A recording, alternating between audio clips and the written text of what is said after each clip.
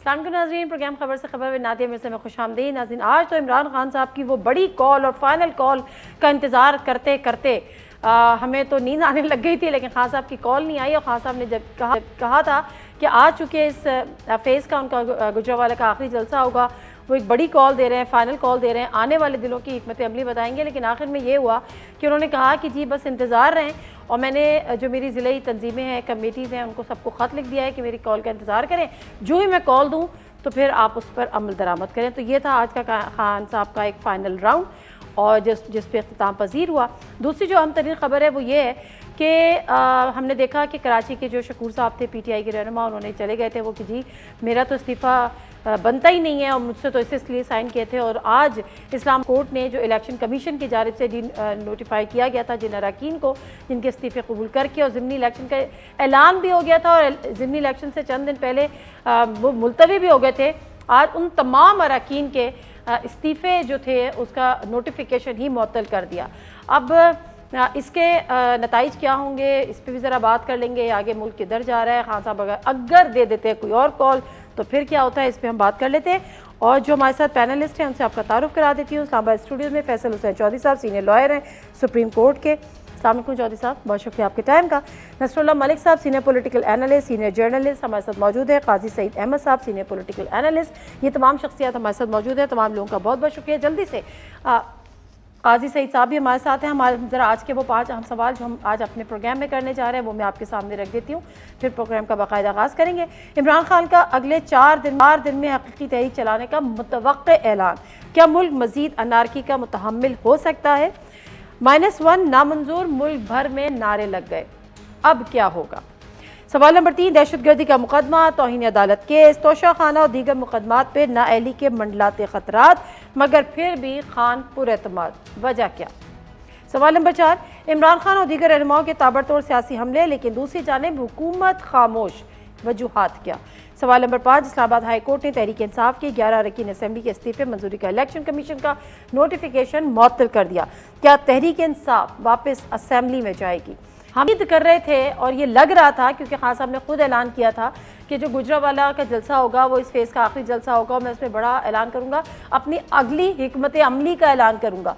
आपको लगता है कोई हिकमत अमली का ऐलान हुआ? तो मुझे लगता है ये है कि इमरान खान साहब किसी हतमी जो है वो फैसले से जाने से पहले ये समझते हैं कि कहीं ना कहीं कोई ऐसी बातचीत का अमल जो है वो हो जाए और खान साहब के जो मुतालबात हैं उनको मान लिया जाए। क्योंकि इमरान खान साहब भी ये समझते हैं कि अगर वो इस्लामाबाद की तरफ मार्च का ऐलान कर देते हैं तो फिर अब उनके पास उसके बाद कोई और रास्ता नहीं बचेगा। पहले वो इस्लामाबाद आके वहाँ से वापस जा चुके हैं, और वापस जाने के बाद उन्हें कारकुनों की तरफ से शदीद तनकीद का सामना करना भी पड़ा था। क्योंकि इमरान खान साहब के जो कारकुन हैं और जो फॉलोअर्स हैं उनके, उस वक्त ये सोच खान साहब यहाँ तक ले गए थे कि हम अब इस्लामाबाद से पीछे नहीं आएंगे, इस्लामाबाद में अब हुकूमत हम खत्म करा कर ही और नए इंतखाबात की तारीख लेकर निकलेंगे। लेकिन इमरान खान साहब वापस चले गए। उसकी दलील उन्होंने ये दी कि मुझे खतरा था कि खून खराबा होगा, इसलिए मैंने वापस आ गया वहाँ से। अब इमरान खान साहब जरा मोहतात खेलना चाहते हैं। कुछ चीज़ें उनकी तवक्को से हट कर हुई हैं। शहबाज गिल साहब की गिरफ्तारी और शहबाज गिल की गिरफ्तारी के बाद से जो माहौल बना, खान साहब ये शायद तवक्को नहीं कर रहे थे। फिर खान साहब ये भी तवक्को नहीं कर रहे थे कि जो पंजाब के अंदर वज़ीर-ए-आला पंजाब हैं चौधरी परवेज़ इलाही, जब खान साहब एक बड़ा हार्ड लाइन किस्म का मौक़िफ़ अपना चुके हैं, खान साहब को अपने ही वज़ीर-ए-आला की तरफ से ये सुनने को मिला कि जनरल कमर जावेद बाजवा जो आर्मी चीफ हैं वो बड़े इंतहाई ज़बरदस्त आदमी हैं, उन्होंने पाकिस्तान के लिए बड़ा भरपूर किरदार अदा किया है, और जब भी कोई मुश्किल आन पड़ी है उसमें जनरल कमर जावेद बाजवा का बड़ा अहम किरदार है। खान साहब के लिए ये बर्दाश्त करना बड़ा मुश्किल था, लेकिन खान साहब ये बर्दाश्त करते हैं। अब खान साहब ये समझते हैं कि अगर कोई ऐसा हतमी ऐलान वो करते हैं और उसके बाद पंजाब के अंदर उनकी हुकूमत है, इत्तेहादी हुकूमत है, KPK के अंदर उनकी अपनी हुकूमत है, और लॉ एंड ऑर्डर की सूरत हाल अगर पंजाब में की पैदा होती है तो उसकी जिम्मेदारी अब किसी और पर नहीं बल्कि PTI की अपनी इत्तेहादी हुकूमत के ऊपर होगी। और PTI की हुकूमत से ये कहा जाएगा कि लॉन्ग मार्च की सूरत में अगर कहीं जत्थे निकलते हैं, अगर कहीं जुलूस निकलते हैं, अगर कहीं लॉ एंड ऑर्डर की सूरत हाल खराब होती है, वफाक भी कहेगा और कानून नाफिज करने वाले इदारे भी कहेंगे पंजाब के वज़ीर-ए-आला से कि आप इनको हैंडल करें, और अगर वो हैंडल नहीं होते तो इमरान खान साहब यानी परवेज इलाई साहब दबाव के अंदर आ सकते हैं। अब खान साहब को ये फैसला करना है कि अगर वो बिल्कुल सही, निकलते बिल्कुल हैं तो सही। उसके बाद उन्हें नतीजा हासिल क्या होगा। ठीक है, बिल्कुल सही है। काजी सईद साहब, आप मुझे सुन सकते हैं सर? जी आवाज़ आ रही है। अच्छा, काजी सईद साहब फरमाइएगा कि हम एक्सपेक्ट कर रहे थे कि आज खान साहब को बड़ी हिकमत अमली का ऐलान करेंगे, लेकिन वो नसरुल्लाह मलिक साहब के मुताबिक वो ज़रा अब समझदारी से खेल रहे हैं या तहम्मुल मिजाजी से काम ले रहे हैं। तो अब आने वाले दिनों में हम क्या एक्सपेक्ट करें? जिस तरह से उन्होंने कहा कि अगर पंजाब से कॉल दे देते हैं, लोग बाहर निकल आते हैं, लॉ एंड ऑर्डर का मसला हो गया, उनको संभालेंगे, तो फिर यही बात होगी कि पीटीआई की गवर्नमेंट ने अपने ही वर्कर्स पे या अपने ही सपोर्टर पे या अपनी अवाम पे जो बाहर निकली थी उन पर तशद्दुद किया या लाठीचार्ज किया, ये जो भी सिचुएशन बनती है, अगली हिकमत अमली आपको खान साहब की क्या नजर आ रही है? देखिए, खान साहब जब से हुकूमत से बाहर आए हैं, बड़े कैलकुलेटिंगली सही डिसीजन उन्होंने लिए हैं और हुकूमत को खास साहब वो बैक फुट पर लेके गए। एक तो हुकूमत की अपनी कारकर्दगी जो है वो 2-3 महीनों में पूरी तरह एक्सपोज हो गए हैं, ये जो भी हालात रहे हों। तो ये एक तो, लेकिन खान साहब जो है वो बड़ा नफे तुले अंदाज में आगे बढ़ रहे हैं और मुझे लगता है कि आने तो हमारे दिलों में मुश्किलात और भी बढ़ेंगी। एक और जो पहलू जिसे हम नजरअंदाज कर रहे हैं वो लोगों के बिजली के बिलों की एक तहरीक बनती नजर आती है। तो मेरे ख्याल में ये एक परफेक्ट रेसिपी पर डिजास्टर है गवर्नमेंट के लिए। और गवर्नमेंट तो आप देख रहे हैं 240 पे फिर डॉलर चला गया, IMF का इनको मिल भी गया ये जितने में से। और मिफ्ताह इस्माइल साहब तो बदतरीन वजीर खजानाओं में उनको शुमार होगा जब तारीख लिखी जाएगी, जो उन्होंने हशर कर दिया है, जो हाल कर दिया है। तो बजाय डॉलर को ख्याल था कि 190 या 180 तक ये ले आएंगे, मगर इन्होंने और बेड़ा गर्क कर दिया। और तमाम तकरीबन जितने इंडिपेंडेंट इकोनॉमिस्ट हैं वो कहते हैं इन्होंने 2 महीनों में वो काम कर दिखाया है जो 15 सालों में नहीं होना था। तो ये बिल्कुल एक नाअहली है। फिर इसके बाद एक मजाक बना हुआ है, इस्तीफे इलेक्शन लड़ने से ये भाग रहे हैं। इलेक्शन उन्हें पता है कि हर इलेक्शन इस वक्त इस कैफियत में इमरान खान के ने इनकी जो जमानतें जब्त करा देगा, इसलिए इन्होंने इलेक्शन भी मुलतवी कर दिए। तो अब ये एक मूवमेंट उसने बना ली है। अब इसको आप इसका सियासी तौर पर आप इसका मुकाबला कर सकते हैं। इस रेले को गुजरने देना होगा आपको। इस पे जो बंद बांधने की कोशिश की जा रही है, ये हुकूमत जो भी कर रही है वो बड़ा काउंटर प्रोडक्टिव होगा। इनकी हालत देखें, पंजाब किला था, मैं तो पहले भी नहीं मानता था पंजाब किला, ये सारा मैनेजमेंट के इलेक्शन होते थे, इलेक्शन को चोरी करके दिए जाते थे। 4 बंदे जो इनके साथ थे भी वो भी पिछले हमने ज़मीनी इंतखाब में देख लिए, सारे फारग हो गए। और एक और भी मैं आपको बात बताऊं, इमरान खान आजकल एक आसेब बन गया इनके लिए। क्या वो बनाया इन्होंने खुद है। वो कैसे, इन्होंने जिस तरीके से इस मुल्क में लूट मार का बाजार गर्म कर छोड़ा था, जिस तरीके से इन्होंने लोगों को कुचला था, जिस तरीके से इशराफिया दोस्त सिस्टम इन्होंने पिछले 40-50 सालों में बनाया, उसका नतीजा है इमरान खान। इमरान खान इनके अवाम के खिलाफ जो जराइम थे मुसलसल, उसका नतीजा है। अब भुगतो उसको, अब भुगतो वो कर सकता है नहीं कर सकता अब भुगतो है या नहीं है मुझे नहीं पता, लेकिन ये वो इस लोग इतने तंग आ गए हैं कि वो कहते हैं यार ये शायद हमारी जिंदगियों में कोई निजात। एग्जैक्टली वो निजात दहिंदा के तौर पे इमरान खान साहब को ले रहे हैं कि हमारे तमाम मसाइल का हल जो है वो खान साहब के पास है। ऑल दो कि वो 3.5 साल में भी बहुत सारी चीज़ें जो कर सकते थे वो नहीं कर पाए, लेकिन बहरहाल इससे तो वो सब भूल गए। अच्छा फैसल साहब, चूंकि आपसे मुझे कानून के दायरे में रहते हुए सवाल करने हैं तो मैं उसमें थोड़ी सी मोहतात हो जाती हूँ। अच्छा अब मुझे बताएं 2 चीज़ें। एक तो मैंने जो आपने किया कि जी खान साहब पे नाअहली की तलवार लटक रही है, फर्द जुर्म आयद होगी 22 सितंबर को कहा गया है। आज उन्होंने कहा कि जी इस्लामाबाद हाईकोर्ट का जो भी फैसला होगा वो मैं मनोअन तस्लीम करूंगा, लेकिन उसके साथ साथ वो उन्होंने अपनी जज्बाती कैफियत क्यों हुई थी उसकी अक्कासी उन्होंने शहबाज गिल साहब की वो वीडियो चला के भी की। एक तो ये चीज़ कि क्या ये जो जज्बात आ जाते हैं आड़े तो ये अदालत में काबिल कबूल होंगे कि जी जज्बात में आके आप कह गए, और दूसरा जो उन्होंने कहा कि जी मैं इसके लिए तैयार हूँ तो फिर आप कर लें, प्लस वो कहते हैं कि जी लोग जो कहते हैं बड़े पॉपुलर लीडर हैं, तो क्या पॉपुलर लीडर होना या पॉपुलर होना और पॉपुलर ना होना मैटर करता है अदालत के आगे? देखिए, अदालत के अंदर तो एक ही चीज़ मैटर करती है, वो है कानून ज़ाब्ता, और अदालत के अंदर कोई और चीज़ मैटर करनी भी नहीं चाहिए, और अदालत को उसी मामले के अंदर रह के ही फैसला करना होता है। इस वक्त ये इमरान खान साहब के पास तौहीन अदालत का जो केस आया है, इससे पहले भी माजी में बेनज़ीर भुट्टो शहीद उनके ऊपर भी ये केस हुए, नवाज शरीफ साहब पे भी केस हुए, उनका तो आपको पता है कि बाकायदा अटैक भी हो गया सुप्रीम कोर्ट में। आसान होता है बाहर बैठे हुए लोगों के लिए ये कहना कि किसी भी सियासी लीडर के लिए कि जी वो माफ़ी मांगते हैं और नहीं मांगते हैं। देखिए सूरत हाल जो है ना वो फिर आपको भी जज करनी पड़ती है। एक सियासी जो लीडर, जज्बात इंसान है ना, अब जो उन्होंने बात की उस दिन के तनाजुर में, क्योंकि मैं इसमें शामिल रहा हूँ, शहबाज गिल साहब का केस भी मैंने आर्ग्यू किया है, रिमांड भी, और ये उन दिनों में जो हालात और वाक़यात थे वो बहुत डिस्टर्बिंग थे। जिस तरह से शहबाज गिल साहब को जब हॉस्पिटल में लाया गया तो वहाँ पे पुलिस वालों ने एक रवायती जो है बेहिसी का मुजाहरा करते हुए और एक ऐसी वो सब तो ठीक है। मेरा सवाल ये है कि जो जज्बातियत वाले खान साहब, मैं जज्बाती हो गया था, ज़ाहिर जज्बात की रो में बह गया था कि ये जस्टिफिकेशन अदालत के लिए काबिल कबूल होती है?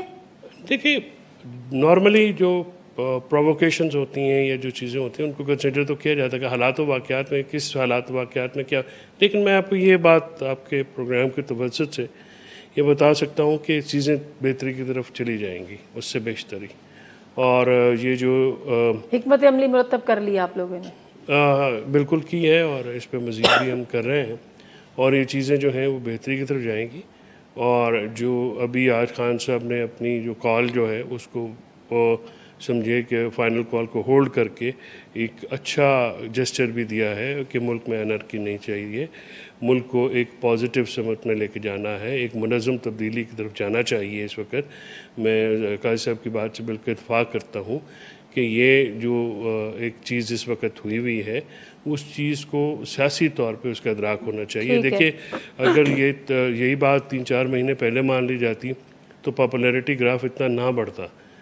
उसकी काउंटर मतलब ये इलेक्शंस की जो डिमांड है, एक बड़ी सियासी जमात है ना, और जिस तरह से वो मामला हुआ, उनका चेंज हुई हुकूमत, वो कोई इतनी पहले असेंबली तोड़ देते और कहते हैं ना नहीं। अब ये देखे ना, अब आपने ये भी ना होता नहीं, असेंबली तो उन्होंने तोड़ी, असेंबली तो तोड़ी जब वो उसके, लेकिन वहाँ पे नहीं, लेकिन वो फैसला जो है वो सुप्रीम कोर्ट का फैसला ज़रा पाबंद तो है, सारे मानना भी हो, लेकिन उस फैसले से मुल्क में जैसे अभी स्टेबिलिटी आनी चाहिए थी वो नहीं आई। ठीक है, ये फैक्ट है। पॉलिटिकल 240 का है क्योंकि पॉलिटिकल स्टेबिलिटी मैटर करती है। इकोनॉमिक स्टेबिलिटी को किसी को समझ क्यों नहीं आ रहा, तो बच्चे को समझ में आ रहा है। ब्रेक लेती हूँ, ब्रेक से वापस आती हूँ। जो इस्लामाबाद हाई कोर्ट ने इलेक्शन का नोटिफिकेशन मुअत्तल किया, उसके अब क्या असरात मुरतब होंगे, ये उसका जो कानूनी पहलू है वो भी जानूंगी फैसल साहब से, और उस पर सियासी तज्जिया लूँगी नसरुल्लाह मलिक साहब का, काजी सईद साहब का, ब्रेक के बाद। जी नाज़रीन, प्रोग्राम में एक दफ़ा फिर आपको खुशामदीद कहते हैं। काजी सईद साहब, ये जो खान साहब का एतमाद है, इसके पीछे क्या है? मतलब उन पर तोशाखाना केस है, फिर तौहीन अदालत केस है, फिर अब तो उन पर दहशतगर्दी का मुकदमा है। कहा यह जा रहा है कि उनको नाअहल की तैयारियाँ हो रही हैं, मुल्क भर में ना रहे हैं कि जी -1 नामंजूर, लेकिन खान साहब पूरे एतमाद है। कोई डर, कोई खौफ कुछ नहीं है? एक तो खान साहब की देखें ना, उन्हें उनकी अगर आप शख्सियत का देखें तो 17 साल की उम्र में से उन्हें कामयाबियां मिलनी शुरू हुई और वो उसके बाद एक सेलिब्रिटी स्टेटस जो है वो उन्होंने तभी एक आलमी भी उनकी डायमेंशन है। तो जाहिर है वो उन्होंने जो हासिलात की हैं जिंदगी में क्रिकेट के हवाले से और दीगर हवाले से, तो उनका है। और दूसरी बात जो है, एक अनप्रेसिडेंटेड सपोर्ट आ गई है उनको लोगों की तरफ से। देखें, एक मूवमेंट बड़े अरसे से पल रही थी, मगर उस मूवमेंट से जो लेफ्ट के लोग थे उन्होंने गद्दारियां की, लेफ्ट की पार्टियों ने अपने जो है वो छोड़ दिए, एजेंडे छोड़ दिए, अपने मंशूर तब्दील कर लिए, और लोग ये सियासत का एक जो मुख की सियासत आपस में चल रही थी, इससे लोग बेजार थे। अब 2007 का रिसेशन आया, फिर अब 2020 का ये जो आया है, ये रिसेशन है, ये बहुत खौफनाक रिसेशन है। और ये इसमें लोग जिस तरीके से पिस रहे हैं, और मुझे ये लगता है कि खान साहब की तहरीक पीछे रह जाएगी और बिजली की बिलों की तहरीक आगे चली जाएगी। और उसको अभी क्योंकि हर जगह पे IPPs ने अपना एक जाल बिछा रखा है, इसलिए इसके खिलाफ कोई बोलता नहीं। इवन खान साहब के दौर में जो एक रिपोर्टिंग बनी थी आपकी रेगुलेटरी अथॉरिटी की, वो भी मतलब है कि उनका भी कोई नतीजा नहीं निकला। तो इसलिए बड़े सवालात तारीख में उठने वाले हैं। मुझे लगता है कि यहाँ के जो इशराफिया है उसे खान साहब से नहीं डरना चाहिए, उससे डरना चाहिए जो खान साहब के बाद आएगा। ये बात जेरेमी कॉर्बिन के बारे में कही जाती थी जब उसको बरतानवी एस्टेब्लिशमेंट ने उसका रास्ता रोका था, और आज देखें अगर आप बरतानिया को वॉच कर रहे हैं तो अब जो summer of discontent, winter of discontent आ रही है बिजली के, वहाँ भी एक ही इशू है। अच्छा काजी सईद साहब, हम हमारी इकॉनमी बड़ा डिपेंड कर रही थी और हमें ये बार बार बताया जाता, मिफ्ता इस्माइल साहब की जानिब से भी, दूसरी जानिब कि थोड़ा सा इंतजार कर लें, IMF की किस्त मिल जाएगी हमें तो चीज़ें बेहतर हो जाएंगी। क्या चीज़ें बेहतर हुई? IMF की किस्त काफ़ी थी कि मुल्क को दिवालिया होने से चले बचाया तो आगे अवाम को रिलीफ मिल सके, डॉलर नीचे आ सके कम अज़ कम? पहली बात तो नादिया ये है कि ये एंटी पीपल इकोनॉमिक स्ट्रक्चर्स हैं, इकोनॉमिक सिस्टम रिग्ड है। आपका UNDP कहता है कि $17 बिलियन में हमें ये शराफिया पड़ती, $17 बिलियन, और हम धमाले डाल रहे थे, 1.1 बिलियन मिला हमें। तो मतलब इसमें शराफिया को मुझे ऐसे लगता है कि नीचे जमीन से उनका डिस्कनेक्ट है, उन्हें कुछ पता नहीं जमीन नीचे क्या हो, क्योंकि वो तो जो है वो 50 लाख भी बिजली का बिल दे सकते हैं। सही बात है। और बिल्कुल कटे हुए हैं। इमरान खान एक गहरे बीमारी, मैं ये नहीं कहना चाहता, यानी जो समाज को लाहक है और जो समाज को इस इशराफिया की वजह से लाहक है, जो सियासत को माल बनाने का जरिया समझते हैं और दूसरे मुल्कों में जाके प्रॉपर्टियां खरीदते हैं या लूट मार करते हैं, मलाई उतार के तो फिर गायब हो जाते हैं, तो विक्ट्री साइन बना के दोबारा वही धंधा शुरू कर देते हैं। देखते हैं इस तने मुर्दा में कोई बोटी बची है जिसे हमने खाना है, और केसों से ये इनकी सियासत है। इससे लोग बेजार हो गए हैं। मैं यहाँ इससे बड़ी मूवमेंट्स बनती है अब दुनिया में देख रहे, लैटिन अमेरिका में मूवमेंट्स बन रही हैं, यहाँ पर यूरोप में आप देखिएगा कि ये सर्दियों में क्या होता है वहाँ पे, जब ये 40% वो एनर्जी की कीमतें बढ़ा रहे हैं और वहाँ पे जो है लिविंग स्टैंडर्ड पर अटैक आ रहे हैं, तो बड़े सीरियस इश्यूज हैं। इमरान खान का तो उन्हें शुक्रगुजार होना चाहिए कि अभी उसने इस मुल्क के आम लोगों की आस टूटने नहीं दी। सही है, अपना भला एतमाद रखा हुआ है। ठीक है, इसको फारग करके तो ये क्या करेंगे, इस क्राउड को किधर लेके जाएंगे? दे ये कुछ नहीं है, कोई इनके पास एजेंडा है बिल्कुल माल बनाने के जो अपनी और यूथ है, और सबसे बड़ी बात ये यूथ है, और यूथ उनके पास है। कोई अकल करे, कुछ दानिश करें, बड़ा माल बना लिया जे, और कितना खाना जे, आप भी खा लिया जे, आपने साथ वालों को भी खिला लिया है, तो अब कुछ अगली नस्लों के लिए भी जमा कर लिया है। ये काम इस तरह अब नहीं चलेगा। ठीक है, अच्छा जी नसरुल्लाह मलिक साहब, अब इस्लामाबाद हाई कोर्ट ने जो नोटिफिकेशन मुअत्तल किया इलेक्शन कमीशन का, तो इसका तो मतलब ये है कि वो जो 11 इस्तीफे मंजूर हुए थे वो अब मंजूरी एक से एक के अलावा सबकी मंजूरी ख़त्म हो गई, यानी अब ज़िमनी इंतखाबात भी नहीं होंगे। तो फिर आगे का पॉलिटिकल सिनेरियो क्या बनेगा, कब होंगे? अगर इलेक्शन इस्तीफे मुअत्तल नहीं, वो मंजूर नहीं हुए, तो क्या पार्लियामेंट में दोबारा जाने की राह हमवार हो गई है PTI की? देखिए, मुझे लगता ये है कि इस वक्त सियासी जमातें जिसमें इमरान खान साहब खुद शामिल है, मुस्लिम लीग नवाज हो, पीपल्स पार्टी हो, एस्टेब्लिशमेंट हो, वो एक बंद किले के अंदर पहुंचे हुए हैं। मैं काजी सईद साहब का बड़ा एहतराम करता हूँ, उनके जो इनकलाबी नजरियात हैं उनका भी बड़ा एहतराम करता हूँ, और हम सब के शायद नजरिया ऐसा ही, हम चाहते हैं कि ऐसा ही हो कि शाफिया को पकड़ा जाए और शाफिया को पकड़ के गरीब आदमी को उसका हक दिया जाए। लेकिन ये इनकलाब के बारे में कुछ तजिया करने से पहले पाकिस्तान की सोसाइटी को बगौर जानना बड़ा जरूरी है। ये किस किस्म की सोसाइटी है? ये इस किस्म की सोसाइटी है कि जहाँ उमर अयूब साहब खड़े होकर कहते हैं कि पहली हुकूमत ने मुल्क तबाह कर दिया, और वो पिछली हुकूमत के वजीर होते हैं और अगली हुकूमत में असम्बली के अंदर खड़े होते हैं। ये इस किस्म की सोसाइटी जहाँ खुसरो बख्तियार कहते हैं कि हुकूमत ने, पिछली हुकूमत ने मुल्क का सत्यानाश कर दिया, और वो वजारत का कलमदान लेके उसी असम्बली के अंदर खड़े होकर अपनी ही वजारत को बुरा बना के देते हैं। और जो बड़े बड़े सरमायादारों को जिनका हम जिक्र करते हैं, काजी साहब भी जिनका जिक्र करते हैं, ये सारे सरमायादार फाइनेंसर हैं, खा वो पाकिस्तान तहरीक इंसाफ हो, खा पाकिस्तान मुस्लिम लीग नवाज हो, खा पाकिस्तान पीपल्स पार्टी हो। और फिर जो आपके पास इस वक्त सूरत हाल है, अगर आप सिर्फ पाकिस्तान तहरीक इंसाफ का जायजा लें, इस वक्त पाकिस्तान तहरीक इंसाफ के अंदर उसकी लीडरशिप में मोर देन 95% वो लोग हैं जो बाकी पार्टियों से मजे लूट के यशी करके आप PTI में आके इनकलाब पैदा करना चाहते हैं। अभी एक बात हो रही थी कि खान साहब के लिए रास्ता निकालना पड़ेगा। देखिए, हो नहीं सकता। मैं फिर सबकी बात सुन रहा था, अगर अदम एतमाद आती है आप मानने से इनकार कर देते हैं, आप कहते हैं ये तो अमरीकी साजिश है। भाई, एक कानूनी और आईनी तरीका अगर आपके खिलाफ तैयार किया जाए, आप उसको नहीं मानते। आपसे कहा जाता है कि आप इलेक्शन हार गए हैं, 2013 की हुकूमत बन गई है, आप अपोजिशन करके, लेकिन आज तो उन्होंने कहा है कि इस्लामाबाद हाई कोर्ट का जो भी फैसला होगा वो मुझे कबूल होगा। नसरुल्लाह मलिक साहब, आज उन्होंने कहा है कि इस्लामी अदालत वाले मुझे आप एक जुमला कहने दें, आप कहते हैं हम 2013 के इंतखाबात को नहीं मानते और आप असम्बली से बाहर आ जाते हैं। फिर आप कहते हैं कि जो मैंने 35 सीटों का मुतालबा किया है वो हुकूमत हल्के खोले। हुकूमत का काम हल्के खोलना नहीं होता, इस मुल्क की पढ़ी लिखी अवाम को पता है वो किसका इलेक्शन कमीशन का काम होता है। जो आपकी अपीलें होती हैं वहां जहाँ जाती हैं। लेकिन आपने कहा स्टे ऑर्डर पे, मुझे पता है कुछ लोग स्टे ऑर्डर पे रहे, मुस्लिम लीग नवाज के अंदर भी, लेकिन क्या कासिम सूरी साहब स्टे ऑर्डर पे नहीं रहे? क्या कासिम सूरी साहब के जो 45,042 वोट थे जिनकी आइडेंटिफिकेशन नहीं हो सकी थी, उसी पे जश्न नहीं मनाते रहे कि उस पे बार बार कहा जाता रहा कि ये भी आइडेंटिफिकेशन नहीं हुई, लेकिन कासिम सूरी साहब स्टे ऑर्डर के ऊपर रहे? इस मुल्क के अंदर ये मिजाज अब बन गया है कि हम कानून दूसरे के चाहते हैं, अपने लिए कानून नहीं चाहते। उसमें इमरान खान साहब भी शामिल है। इमरान खान साहब ये चाहते हैं कि दूसरों की कानून हो, शहजाद अकबर साहब आए, वो लोगों की ऐसी तैसी करें, लोगों के खिलाफ प्रेस कॉन्फ्रेंस करें, इल्जामात की भरमार करें, उसके बाद मुल्क से गायब हो जाए। पता ही कोई शहजाद अकबर कहाँ चला।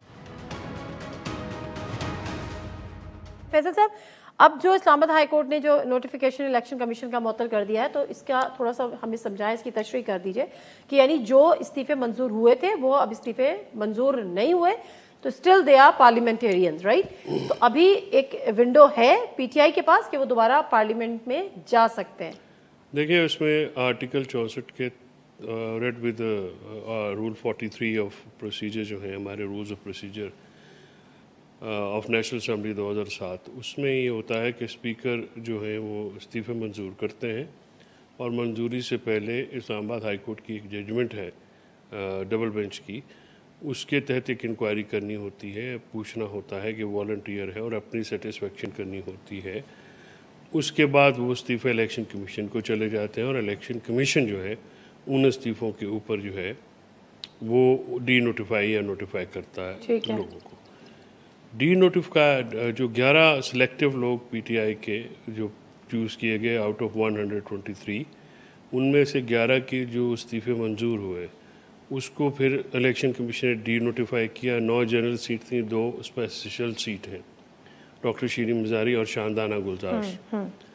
अब जो मौजूदा सूरत हाल, आज मैंने वो फैसला पढ़ा है, उसमें वो नौशाद साहब की जो पिटीशन है उस पर जो इस वक्त वो हतमी तौर पे तो नहीं, आर्जी तौर पे हुआ है, लेकिन वो नोटिफिकेशन मुअत्तल हो गई है जो कि इलेक्शन कमीशन ने जारी की थी। सही है, उसमें तो तमाम 11 के 11 और वो नोटिफिकेशन शाद साहब की हद तक नहीं हुई और वो होगी एज ए होल सस्पेंड।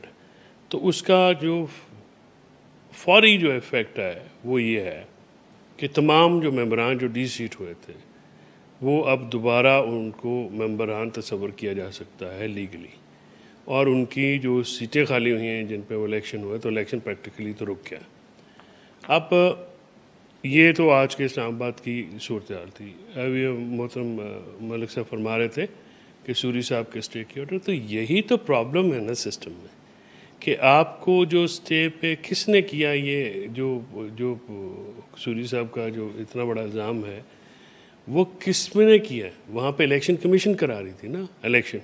तो अगर इलेक्शन 3 जिम्मेदारियाँ हैं नादिया कानून के तहत, आर्टिकल 218 में इलेक्शन कमीशन ने fair honest and just election कराने होते हैं। आर्टिकल 219 में पूरी इंतज़ामिया जो है, आर्टिकल 220 में उनके साथ वो उनकी जिम्मेदार है कि उनके साथ वो कोऑपरेट करें।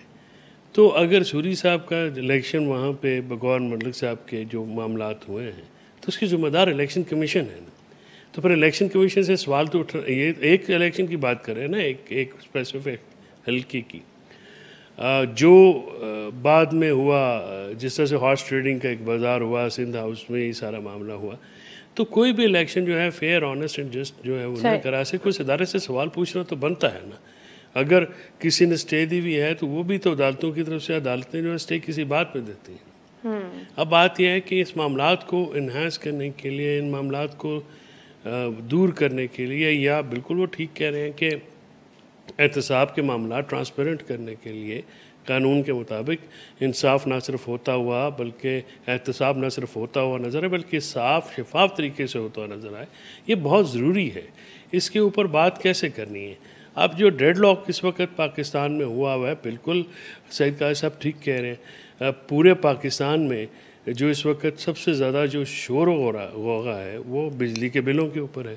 लोगों के 211 रुपए के बिल हैं बिजली के और उस पर 18,000 रुपये FAP फेडरल जो फ्यूल एडजस्टमेंट प्राइस है वो आपने डाली हुई है, वो पंजाब में भी मुअत्तल हो गई है, KP में भी मुअत्तल हो गई है, और इस्लामाबाद में भी केस लगा हुआ है जिसमें शायद वो मुअत्तल हो जाए। लेकिन उन्होंने कहा कि जो 300 यूनिट से ऊपर के हैं, लेकिन उसमें ना दे 300 यूनिट्स का फिर ये है ना कि जिन आप और अगर मेरे 300 यूनिट से ऊपर हैं, वो 300 यूनिट्स का बोझ किसके पर पड़ा है?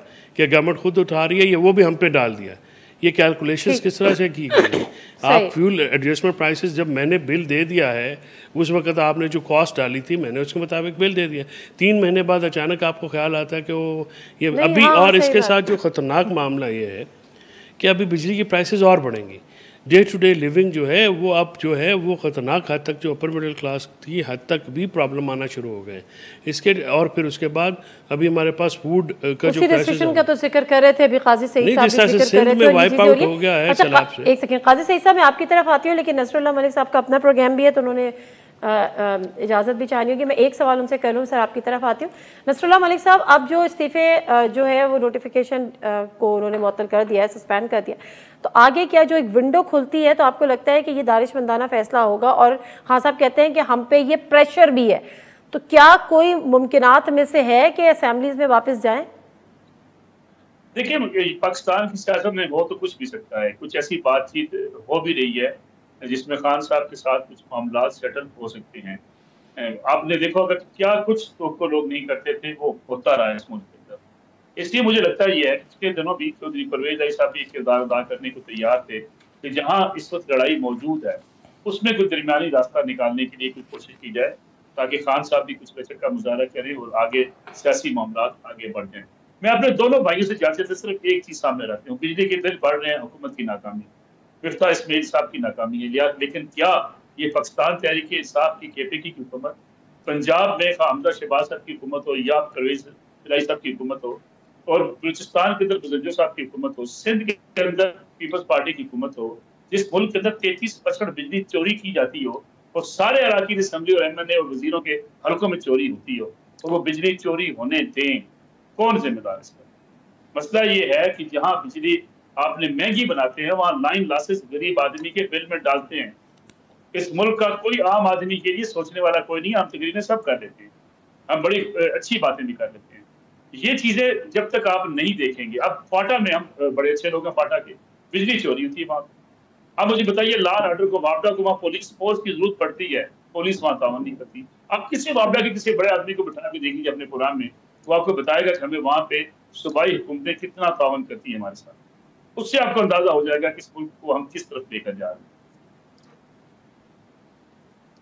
सही बात है, ठीक है। मैं एक मुख्तसर सा ब्रेक ले लेती हूँ, ब्रेक से वापस आती हूँ। तो वन नामंजूर के नारे तो लग गए और एक बड़ी तादाद है जो ये नारे लगा रही है, लेकिन पाकिस्तान की तारीख में ये पहली दफ़ा -1 नहीं हुआ। उस -1 में जो पिछले माजी में हुए और इस -1 में जिनके खदशात का इजहार किया जा रहा है, फ़र्क क्या है? ब्रेक लेते हैं, काजी सईद साहब से पूछेंगे।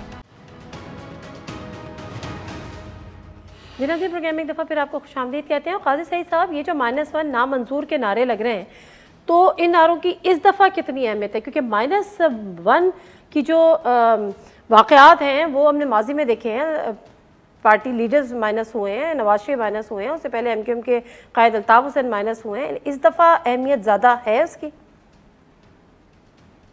देखिए नादिया, एक तो मैं पूरी बात सुन नहीं पाया उसकी, जो थे हमारे दोस्त मलिक साहब, लेकिन मैं थोड़ी वजाहत कर दूं। Sure please.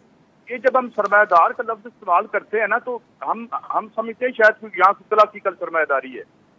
ये कैसीनो कैपिटलिज्म है। इसमें ये किक बैकों के जरिए और ठेके बेच के और जो है वो प्रॉपर्टी के सट्टे में से बाल बना के और रियासत के जो इख्तियारात को इस्तेमाल करके यहाँ का बना है ये जो नौदौलतिया। यहाँ ये वो दिन गए जब थे यहाँ पे साइकिल्स होते थे या इंडस्ट्रियां लगती थी या टाटा बिरला की और कहानी है। तो ये तो सारे जो है पब्लिक प्राइवेट पार्टनरशिप के नाम पर रियासती फंड खाने वाले हैं। सबसे बड़ा फ्रॉड फंड में जो होता है वो आपका ये जो डेवलपमेंट का बजट होता है। इसमें ब्यूरोक्रेट, सियासतदान और ठेकेदार मिलके खाता है। इसलिए मैं इसे ठेकेदार फ्रेंडली जो है वो जमहूरियत कहता हूँ। तो यहाँ पर जो है ये कैसीनो कैपिटल और ये जो बने हैं सारे, यार कौन सी कैपिटल फॉर्मेशन की है उन्होंने? 3-3.5 बिलियन की टोटल हमारी इकोनॉमी है, जो जीडीपी है, बाकी सारा काला धन है, लेकिन काले धन पर ये बैठे हुए हैं। काजी सईद साहब, नसरुल्लाह मलिक साहब का कहना ये था कि हम जिस सिस्टम में रह रहे हैं हमें वो देखना होगा। एक वजीर इस हुकूमत में बैठ के कहता है कि पिछली हुकूमत ने तबाही फेर दी, जबकि उसको वो पिछली हुकूमत का वो भी हिस्सा रहा होता है। तो ये सिस्टम ही हमारे यहाँ ऐसा है। मैं यही अर्ज कर रहा हूँ ना कि और फिर हम कौन सा जुर्म करते हैं? हम फिर लोगों को ये बताते हैं कि जनाब यही आपकी तकदीर है। जरा look at the quality of the leadership. जो इस कैसीनो कैपिटलिज्म ने आज की सियासत में जो लीडर पैदा किए हैं, जरा उनकी, मैं नाम नहीं लेता किसी का, जरा गौर फरमाएं उनकी गुफ्तगू, उनकी तालीम और उनकी हालत देखें। प्राइम मिनिस्टर आपका बेल पे है, मुझे आप बताएं, आप एक ड्राइवर नहीं रखते अगर आपको पता चले ये बेल पे है। He is running this country and we are supporting him. हम जो है जवाब पेश करते रहते हैं। तो ये कोई सरमायादार नहीं है। सरमायादार थे, उन्होंने फैक्ट्रियां लगाई, भाई कैपिटल फॉर्मेशन की। अमेरिका में सरमायादारी का सबसे बड़ा इनकलाब हुआ था। ये तो इस मुल्क की हड्डियां नोचने वाले हैं, ये किधर से आ गए? और उसके बाद टैक्स नहीं देना। मैंने शुरू में बताया यूएनडीपी की फिगर $17 बिलियन तो ये वैसे खा जाते हैं। इनके बच्चों की फीस हम देते हैं, इनकी गाड़ियों के जो पेट्रोल है वो हम देते हैं, इनके घरों की बिजली का बिल हम देते हैं, और हमारा ये जो है खून पूछते रहते हैं। और हम कहते हैं जी नहीं जी, हर पार्टी में सरमायादार है, क्योंकि ये कोई गल नहीं जी, ना वाले। लेकिन पार्टीज के अपने वो एटीएम्स भी होते हैं ना, इन्वेस्टर्स भी तो होते हैं, तो पार्टीज आते हैं। कह रहा हूँ कि ये सियासत का चलन अब नहीं चलना। सोवियत यूनियन का मलबा हमारे पीछे है, सरमायादारी का मलबा हमारे सामने नजर आ रहा है। तो ये आज कोई भी आज के जो सवालात हैं उनका कुछ जवाब देने के काबिल है। जैसे इमरान खान हो, चाहे नवाज शरीफ हो, चाहे उसको तो छोड़ें, उन्होंने तो ये सारा का सारा। आज मुझे बताएं, मैं एक छोटी सी बात करता हूँ यार, कहाँ करप्शन नहीं होती? $580 बिलियन के फॉरेन एक्सचेंज रिजर्व है इंडिया के, और वो जूती की नोक पे लिखते हैं जब वो रशिया से भी सस्ता तेल उठा रहे हैं। इनकी औकात देखें जरा, और रिफाइन करके आगे भी बेच रहे हैं। मैं ये कह रहा हूँ कि मैं हैरान रह गया। 160 बिलियन की तो आईटी है। और मैं आपको एक और खबर दे दूं, इस वक्त दुनिया की सबसे महंगी जो चीज है वो माइक्रोचिप है, उसकी इन्वेस्टमेंट में इंडिया जा रहा है। एक ही कर देने पे -1 कर लो, -2 कर लो, इसको नाहल कर दो, पार्टी ये कर दो। यार अकल करो, एक 22-24 करोड़ लोगों का मुल्क है, तो ये किधर ले गए हालात? बिल्कुल ठीक है, बिल्कुल खान साहब के पास भी कोई हल है, लेकिन मेरा नहीं ख्याल कि जो आपकी शराफियत पे इतनी अकल है कि इस मझदार से हमें निकाले। जी ठीक है। अच्छा फैसल साहब, खान साहब के ऊपर जो केसेस हैं, उनके पास दहशत गर्दी का मुकदमा है, उनके पास तोशाखाना केस है, फिर उनके पास ये वाली नाहली जो तौहीन अदालत वाला, दीगर भी बहुत सारे केसेस होंगे। तो अब जो है वो किस से बचेंगे और किस में ख़तरा है कि वो नाअहल हो सकते हैं? क्योंकि जो एक पूरी कैंपेन चला दी है कि जी मुझे कॉर्नर किया जा रहा है, मुझे दीवार से लगाया जा रहा है, मुझे नाअहल करने की तैयारी हो रही है, टेक्निकल नॉकआउट, किस में उनका अंदाज़ा है कि हो सकता है? इंशाल्लाह उनके ख़िलाफ़ जितने भी केस बनाए गए हैं वो मेरिटलेस हैं, और वो बग़ैर सोचे समझे सिर्फ इंतकाम के जज्बे की बुनियाद पे बनाए गए हैं। सियासी केस हैं और अल्टीरियर कॉन्स्टिट्यूशंस पे बनाए गए हैं। ये सारी बातें तो आज की हुकूमत और कल की अपोजिशन भी कहती थी, लेकिन फिर खास साहब को इतना डर इस चीज़ का क्या खर्चा है कि जी मुझे उसकी वजह है ना देखें, पैटर्न तो है।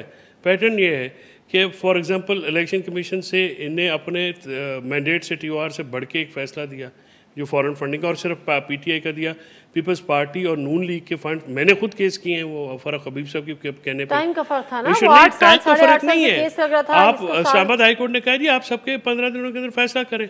5-5 सालों के सर्टिफिकेट नहीं इन्होंने दिए हुए, ठीक है। अब अगर उसके ऊपर आप जाएंगे तो आप खुद भी फंसेंगे। उसके बाद क्या कर रही है हुकूमत जब से आया है, 25 मई से लेके 23 मई से लेके उससे पहले 10 अप्रैल से कभी 295 जो एंटी रिलीजन लॉज हैं उनके जो ऑफेंसेस अगेंस्ट उसमें कर देते हैं। क्या काम उन्होंने नहीं किया? तो एक पैटर्न तो है। और टारगेट कौन है? इमरान खान, जो पॉपुलैरिटी के आगे बंद बांधने की बात कर रहे हैं काजी साहब। वो क्या है? वो यही है ना कि आप क्योंकि इलेक्शन भी हार गए आपने पंजाब में, जो आपकी गवर्नमेंट के नीचे हुए सारा मामला हुआ, उस पर आप खौफजदा हैं मकबूलियत से। जो ट्रम्प कार्ड इस वक्त इमरान खान का है वो तो अवाम ही है ना, उनके साथ तो कोई भी नहीं है।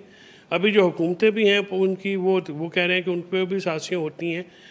अब इशू ये है कि ये जो सारे मुकदमे बनाए गए हैं, ये मुकदमात अगर तो सब्सटैंशियल होते तो अभी तक, मसलन तौहीन अदालत का मुकदमा तो नहीं बनाया गया ना? तौहीन अदालत का जो मुकदमा है वो इससे थोड़ा हटके है, उसी की उसके बात ऊपर कर रहे थे। इंशाल्लाह मैं आपको बताना चाह रहा हूँ कि चीज़ें बेहतर हो जाएंगी। अगर खान साहब को सुन लिया जाता तो हो सकता है कि आज ये मामला अच्छा, खान खत्म साहब हो कह जाए। मैंने 7 दफ़ा कहा कि जी मैं कुछ कहना चाहता हूँ, रोस्टरों पे आने की इजाज़त मांगी, लेकिन इजाज़त नहीं मिली। तो ये पास्ट में ऐसी कोई प्रेसिडेंट सेट है कि कहा जाता है कि जी इजाज़त मांगी जाती है और नहीं मिलती या मिल जाती है, क्या वजह? नहीं, देखिए, आप जब किसी को तौहीन अदालत के मुकदमे पे शोकाज नोटिस पे बुलाते हैं तो वो पर्सनल हेयरिंग होती है, तो फिर आप मुलजिम को पहले मौका देते हैं, आप उनको बात सुनते हैं कि वो लॉयर के थ्रू जो रिप्रेजेंटेशन होती है वो तो ट्रायल के दौरान भी हो सकती है। सो लाइक भुट्टो साहब जो है उन्होंने अपना केस खुद लड़ा। 2014 में इंटरेस्टिंगली जो केस ड्रॉप हुआ था इमरान खान साहब के खिलाफ कंटेम्प्ट सुप्रीम कोर्ट में, मैं उसी में उनके साथ था। वो खुद रोस्टरम पे गए थे और वहाँ पे उन्होंने उनसे वजाहत की, तो बात की, तो जैसे हमने मुतमईन हो गए कि हाँ बातें ठीक है।